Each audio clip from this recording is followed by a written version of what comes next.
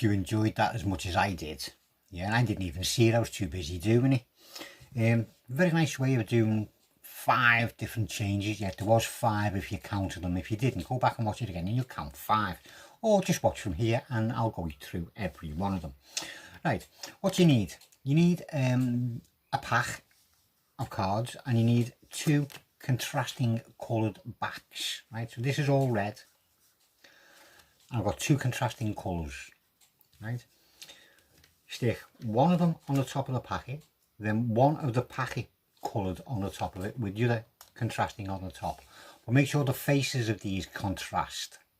Makes a more visual change. Right, if it's changing from a red one to a black one, it stands out a bit more. And there you go on the top of your packet.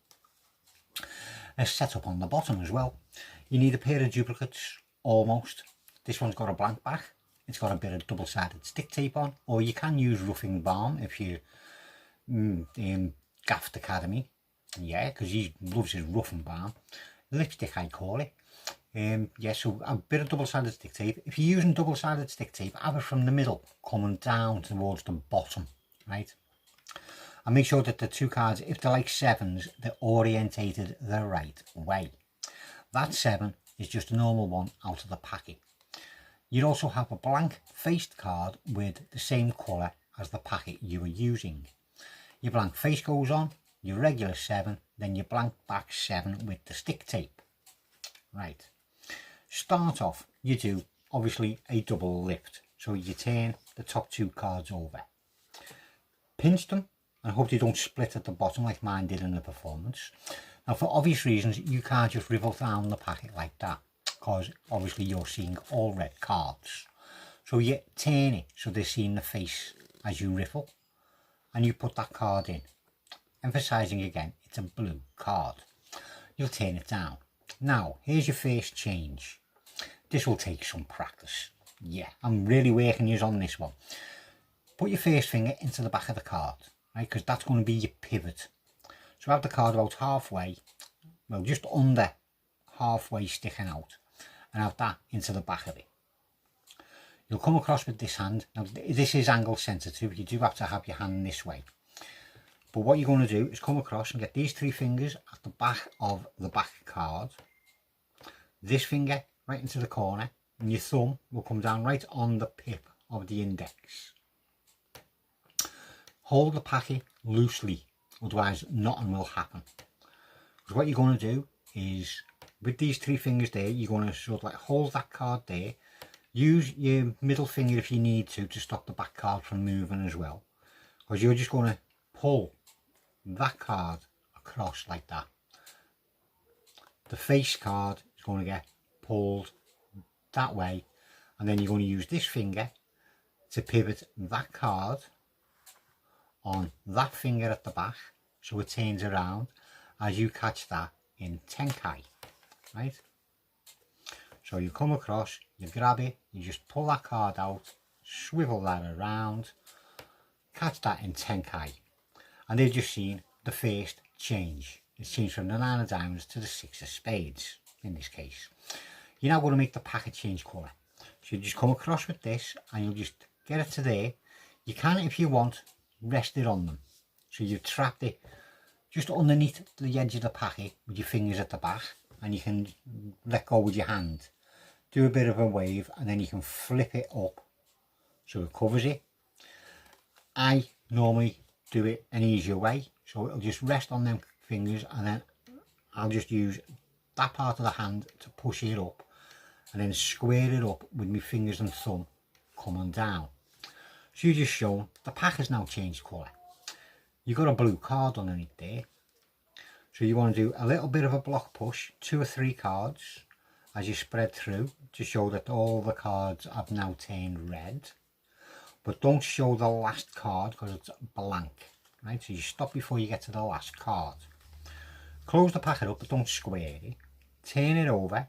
You got your stick tape there, so get your thumb to come over the stick tape so it hides it.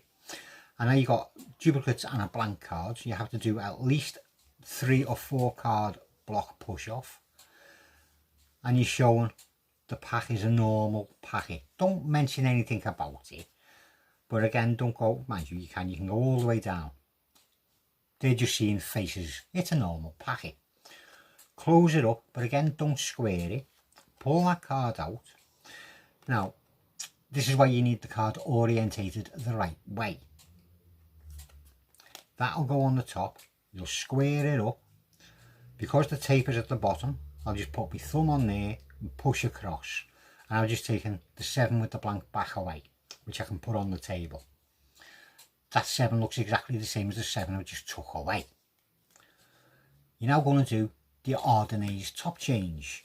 So you're just pushing that card up, using the bottom of your hand to pull that card down till it clears that one, and then squaring it up on the top.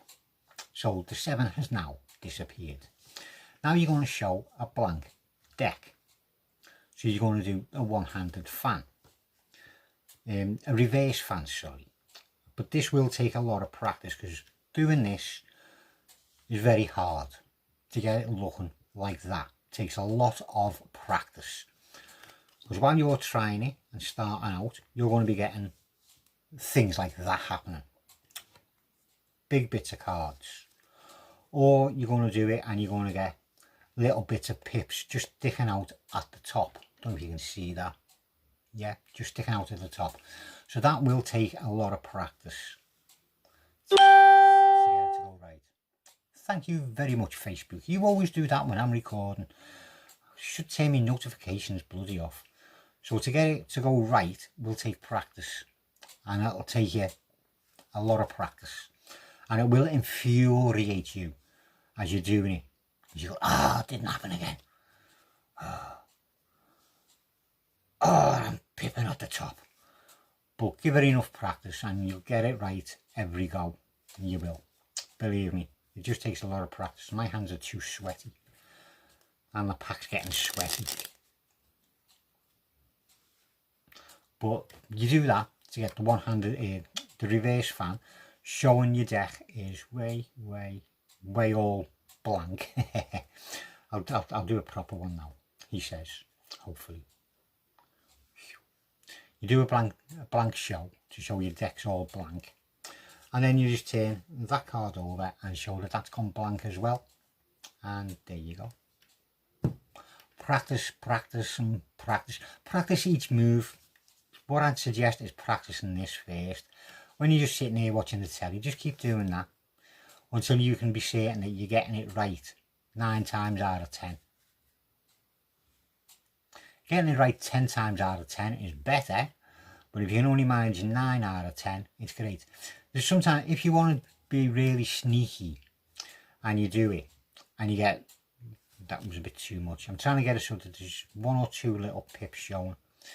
You get something like that, where you got a little pip there and a little pip there.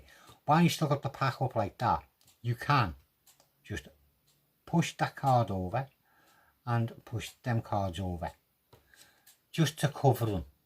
So you can get away with it if you do the fan towards yourself. Do it towards yourself, you'll see a couple of little pips. Just do a quick bit of alteration. Oh God, too tight to grip there. A couple of quick alterations and then you can show.